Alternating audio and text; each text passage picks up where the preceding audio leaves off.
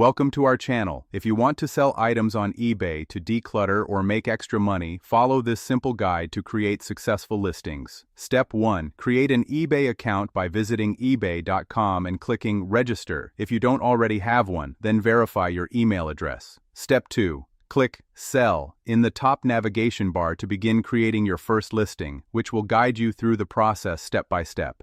Step 3. Search for your item to see if eBay autofills details from its catalog, or manually enter product information including title, category, and brand. Step 4. Take clear, well-lit photos of your item from multiple angles, showing any flaws or damage to set accurate buyer expectations. Step 5. Write a detailed description including condition, measurements, features, and any defects. Be honest to avoid returns and negative feedback.